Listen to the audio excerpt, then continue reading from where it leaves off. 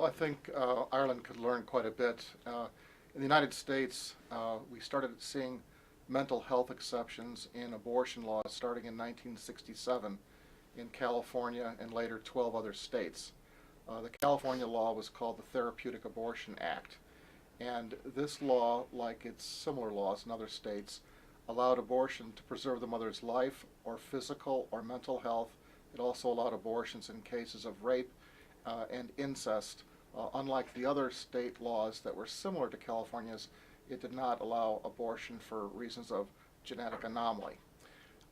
What's interesting about the California experience is that unlike every other state law that opened up broader exceptions for abortion along these lines, California actually tried to define what it would mean to have an abortion for mental health reasons. This was a unique feature peculiar to California law. And the legislature adopted the standard for civil commitment. In other words, a woman could get an abortion for mental health reasons in California if and only if she suffered from a mental illness to the extent that she was a danger to herself or to others or the property of others, or was otherwise in need of supervision or restraint. This is a very rigorous standard. So one would think, without knowing what the subsequent experience was of administering this law, that there would be very few mental health abortions. That, however, did not prove to be the case. In 1970, now this is 2 years before Roe versus Wade was decided, more than 2 years, there were more than 60,000 abortions that were performed in California, over 98% of which were done for reasons of mental health. Very few abortions were done for any other reasons. And under the law, you had to have the unanimous consent of a panel of physicians attesting to the fact that she would, in effect, meet the definition of civil commitment. The California Supreme Court looked at this evidence in 1972, and they said, pregnancy is a normal human condition.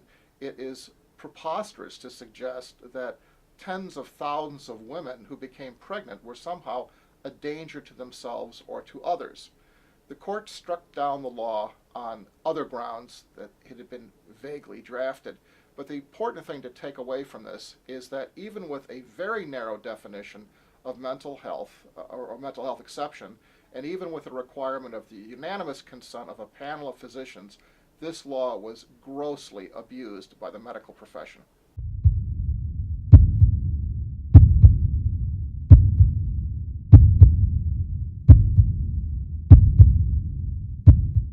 But what's interesting here is that virtually all of the abortions that were sought for these reasons, for this reason, and almost every abortion that was approved for this reason. So I would say that the physicians who were encountering women who wanted abortions for mental health reasons were in effect just rubber stamping them. I don't think this was the intention of the legislature that passed the law. I think the legislators felt that this might have represented some type of a reasonable compromise between the older California law, which allowed abortions only to save the life of the mother, and this law. But this was not decidedly what turned out to be the practice in California. But the fact that so many women were authorized to have abortion under this narrow standard, supposedly narrow standard, shows that a mental health exception cannot be narrowly drafted. It's going to be abused.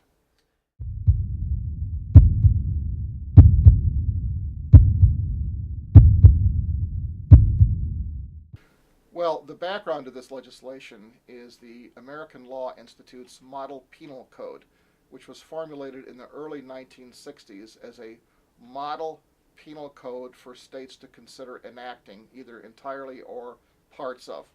The American Law Institute was very influential, has been very influential in drafting model laws on a wide variety of subjects in the United States.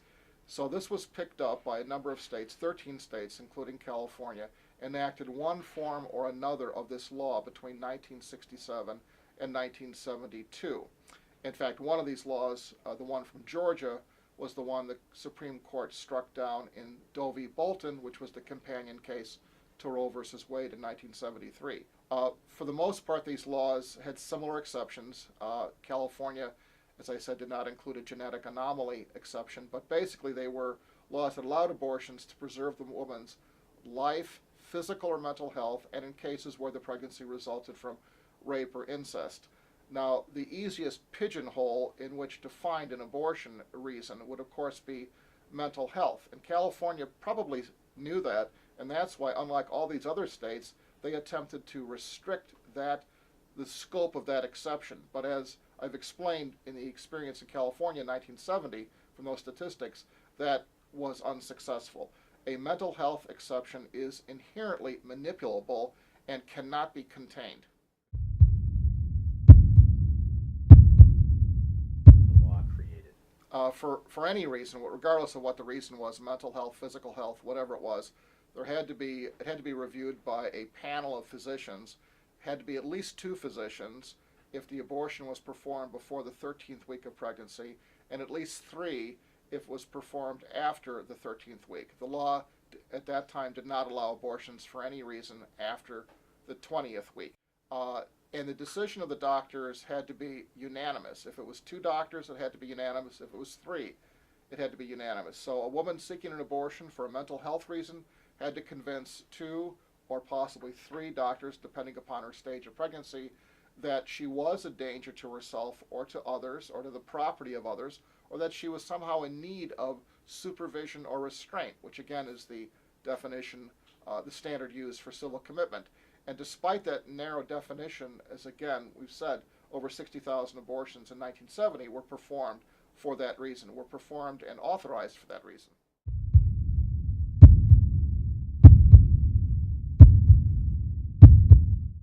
No, the effect of the decision, the name of the case is People versus Barksdale. The effect of the decision was to make abortions legal for any reason before the 20th week of pregnancy. And of course, the overwhelming majority of abortions, probably 98-99% of abortions, are performed before the 20th week. So between the time the Barksdale case was decided in 1972 and Roe, which was January of 1973, there were in effect no restrictions on abortions prior to the 20th week in California.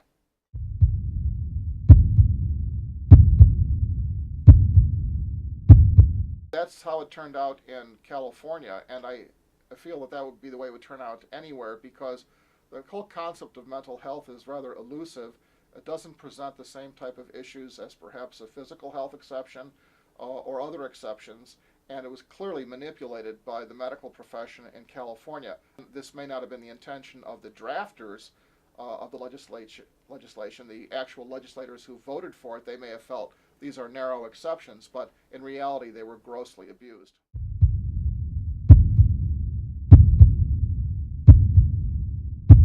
In 1971, 2 years before Roe was decided, the United States Supreme Court had to interpret language in the District of Columbia abortion statute. The District of Columbia, of course, is Washington, D.C. It's not a state, it's a federal enclave. This is a law that was originally amended in 1901 to include a health exception. Before that, it was just life. In 1971, the Supreme Court was asked to interpret, what does that word health mean? Because the statute itself did not define it. And the court said, well, we think this includes psychological as well as physical factors. Under modern usage, health normally includes psychological or emotional factors as well as physical ones. Well, this, of course, meant that an abortion could be done for virtually any reason under the D.C. law. Now, slightly less than 2 years later, the Supreme Court decided Roe v. Wade and Doe v. Bolton. Roe v. Wade struck down the Texas abortion statutes, which allowed abortion only to save the life of the mother, and Doe v. Bolton addressed the Georgia statute, which was similar to the California statute. It allowed abortion for reasons of physical or mental health, the life of the mother, rape, incest, and genetic deformity. In that case, the court said even that law was unconstitutional because it did not allow abortions for basically any reason before viability. But what's interesting about the Doe v. Bolton case is they had to decide, when is an abortion necessary? What does that mean to say an abortion is necessary? And in Bolton, they looked back to their earlier decision in Viewage, and they said, well, we believe that that's a judgment that has to be left up to the doctor, and the doctor can take into account all factors, physical, psychological, emotional, the woman's age, the size of her family, anything that could possibly relate to her health, very broadly understood. All these things could be taken into account in determining whether or not an abortion is necessary. Now, given that very broad language, I think it's easy to conclude that a health exception to an abortion law, certainly one without any attempt to define health, is completely open-ended, because it's always possible to find a health reason in some extended sense that would, quote, justify, unquote, an abortion.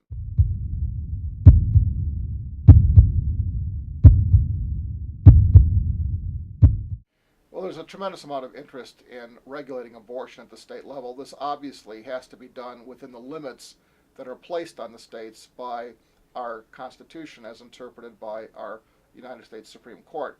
But states have enacted laws requiring parental notice, parental consent, short waiting periods. They've limited the use of public funds to be used for abortions. They have adopted regulations that affect clinics where abortions are performed. There's a broad range of legislation that states have enacted and are considering enacted that would regulate abortion. However, the perspective that one has to keep in mind is that's all in the context of a legal regime where abortions may be performed for any reason at all, before viability, and for virtually any reason after viability. So although the states may regulate abortion in various ways, they cannot actually reach out and decide that a woman cannot have an abortion. The authority is regulatory, not prohibitory.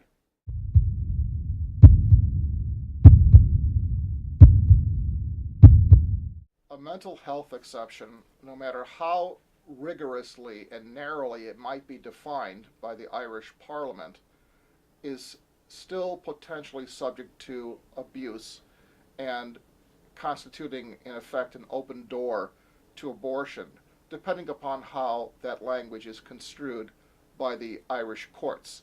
That's certainly been the issue that we've confronted here. California is a striking example of that, where even in the absence of any court ruling, the law was clearly being manipulated and ignored by physicians in California. So even if you were to draft a mental health exception that would allow abortions, even in a narrow category of saying, well, the woman is threatening to commit suicide. And of course, people do threaten to commit suicide, often without having any intention of following through on that. And that can be very manipulable or manipulating a behavior. But apart from that, even if you try and narrow it, there will always be some physician who will accept that at face value. And then as that becomes known, any woman, any pregnant woman who wants to get an abortion can simply say, well, this is legal if I go and tell my physician or a physician who's willing to do the abortion that if I don't have an abortion, I'm going to kill myself. And let me add here that no one that I know of regards abortion as a cure for a mental health problem. It's not a cure for a mental health problem. In fact, can lead to some mental health problems. But that's an aside. The lesson to be learned here is that mental health exceptions, no matter how carefully drafted, can be and will be abused by the medical profession and persons seeking abortions.